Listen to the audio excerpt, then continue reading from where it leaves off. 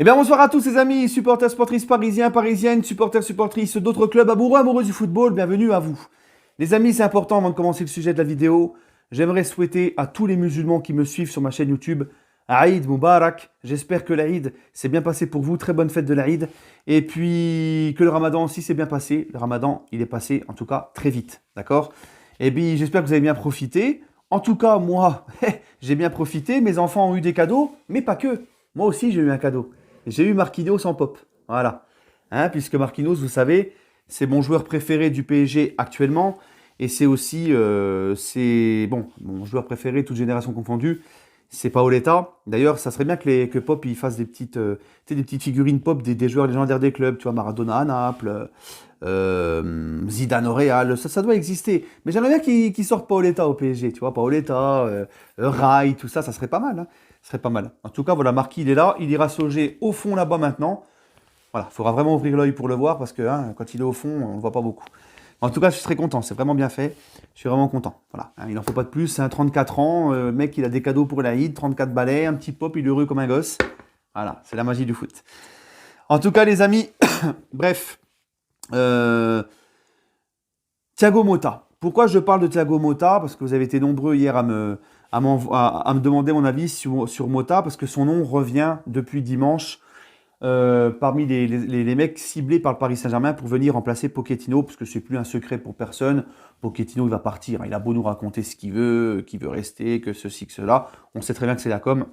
On sait très bien que le club va s'en séparer, et j'espère. De toute façon, on n'a pas le choix. Hein. Voilà. Donc, les amis, Motta au Paris Saint-Germain, qu'est-ce que j'en pense?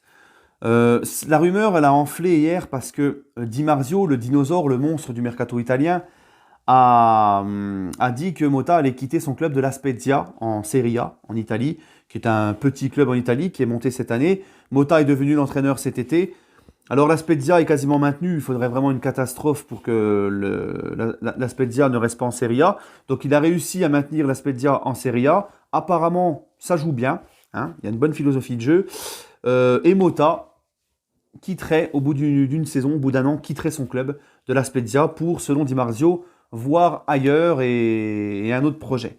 Donc moi, tout de suite, bien sûr, on pense tous au PSG. On se dit, tiens, bizarrement, le PSG cherche un coach, Motta, hop, au bout d'un an, il part, ça coïncide avec le départ de Pochettino, on sait que le PSG est dessus. Bon, mon avis sur Motta, entraîneur du PSG. Déjà, Motta, les gars, il faut savoir que c'était un super joueur. Pour moi, Motta, et c'est mon avis, c'est comme ça, Motta, pour moi, est notre meilleur recrue au milieu de terrain sous l'RQSI. Pour moi, Thiago Motta, c'était la classe par excellence. Travail, discipline, même s'il avait beaucoup de vices sur le terrain, mais une classe incroyable, une vision du jeu incroyable, un professionnalisme hors pair, très fort mentalement. C'était aussi un des cadres importants du vestiaire au Paris Saint-Germain. J'ai kiffé ce joueur de ouf, et malheureusement, on n'a jamais su le remplacer. Et il y a quand même des zigotos sur Twitter qui arrivent à nous dire que Paredes est plus fort que Motta. Moi, quand j'entends ça, comme dirait l'expression, ça me fait sauter de ma culotte à reculons. Ça m'irrisse les poils des fesses quand j'entends une telle hérésie, de dire que Paredes est plus fort que Motta. Les gens n'ont honte de rien, ou alors ils ont la mémoire courte. Parce que pour moi, Motta, désolé, mais il a un Paredes à chaque jambe, hein, les gars. Bon, bref. Donc Motta, c'était un joueur important du projet Qatari.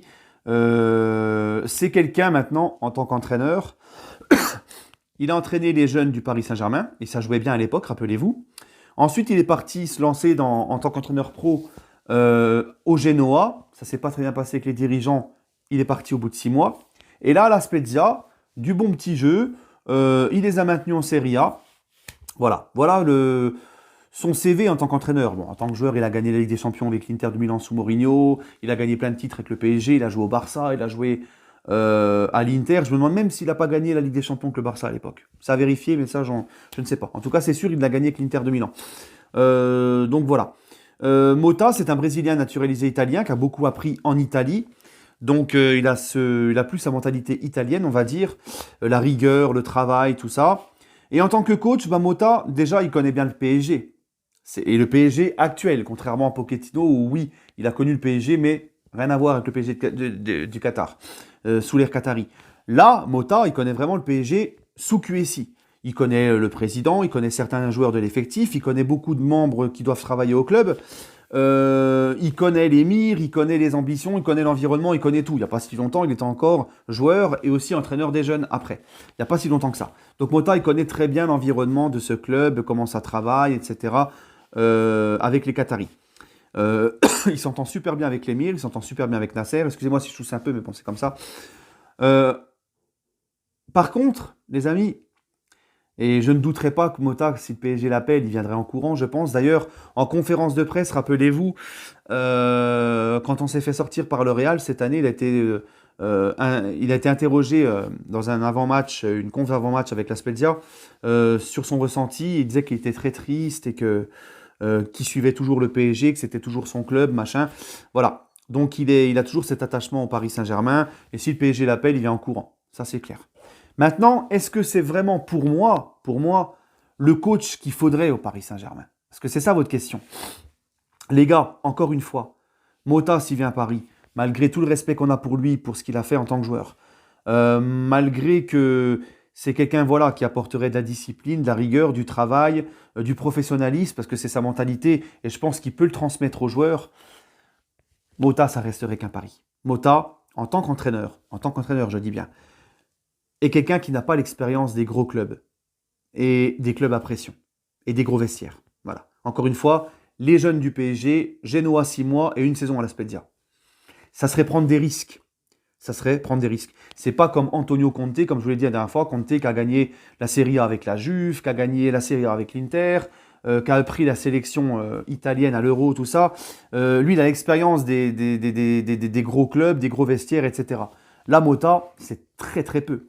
Alors on va me dire, ouais mais regarde Guardiola, il a réussi avec le Barça, Xavi est en train de faire quand même des bonnes choses avec le Barça, en reconstruction. On peut me donner des contre-exemples, tu vois. Mais les gars, ça resterait toujours qu'un pari. Ça ne veut pas dire que Mota, s'il vient demain au PSG, ça ne veut pas dire qu'il ne réussirait pas. Hein? Parce que ça reste un pari, c'est comme ça. Un pari, ça passe ou ça casse. Mais tu prendrais encore vraiment des gros risques. Ça serait encore un énième coach qui arriverait avec aucune expérience en tant qu'entraîneur, je parle. Hein, parce qu'attention, joueur-entraîneur, c'est pas du tout pareil. Hein. On l'a vu avec Pirlo à la Juve, par exemple. C'est